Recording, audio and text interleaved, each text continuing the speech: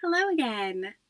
This week we're talking about how God loves the unlovable. And this week's prayer from Jared Patrick Boyd's book, Imaginative Prayer, a year-long guide to your child's spiritual formation, is just a little bit different. It's going to help us think through if there are any people in our lives that we feel are unlovable. And then it's going to help us think through forgiving and loving them like Jesus would. So let's close our eyes and we'll take a few deep breaths together as we get started. God, I pray that you would let our imaginations just run wild to your glory this morning. Help us to be sensitive to your spirit, to hear and to see exactly what you want us to hear and see in our time together. All right.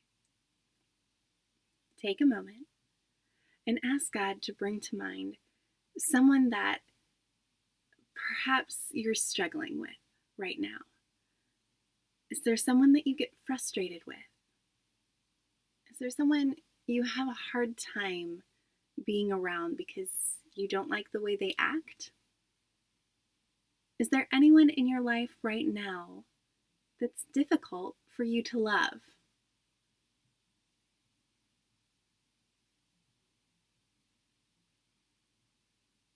Maybe it's a brother or a sister or a neighbor. Maybe it's someone who is in your class at school. Is there anyone in your life right now that you have a hard time loving? Someone that you have a hard time being patient with? Is there anyone sometimes you treat unkindly? Again, maybe a brother or a sister or a friend, maybe mom or dad. Ask God to show you someone's face that He wants you to think about.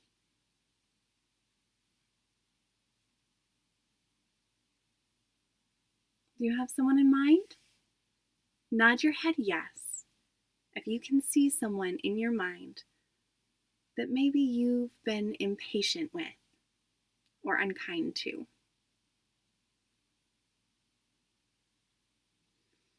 What does it look like when you are unkind?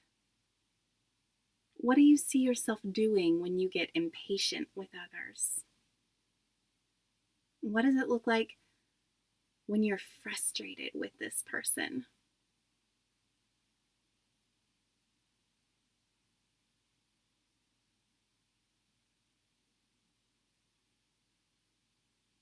Do you raise your voice?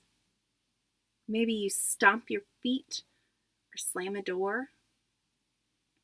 Maybe you want to call them names. Maybe you do call them names. What's happened between you and this person that makes you want to be unkind to them? Is there anything that you're holding against this person? Are you still angry about something?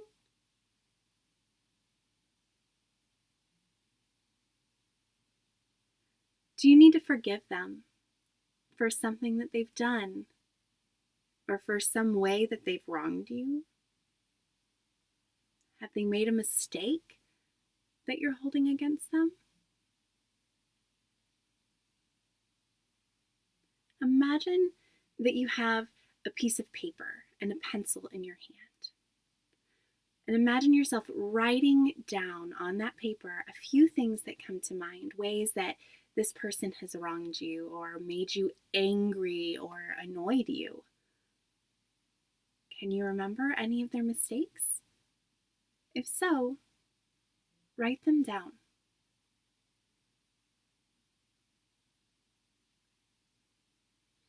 As you look at that list, as you think about the ways that it's hard for you to be patient with this person or hard for you to be kind to them, ask God for help in forgiving this person.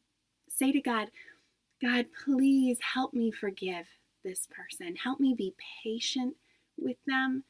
Help me be kind to them. Help me not to worry or think about the ways that they've hurt or been unkind to me. What does it feel like to ask God's help in loving this person? Do you believe that God will help you? Now, imagine that you look at your list where you wrote some things down and the list is blank. Imagine there's no longer anything written there. Your list has vanished.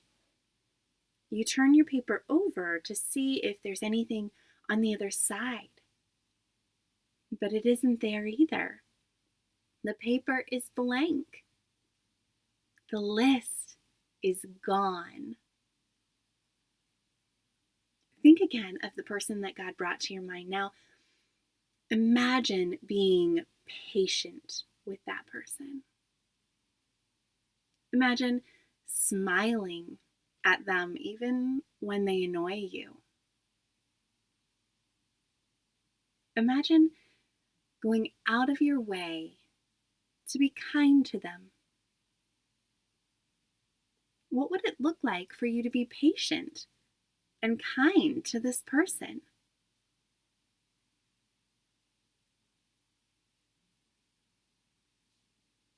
What would it look like to love them?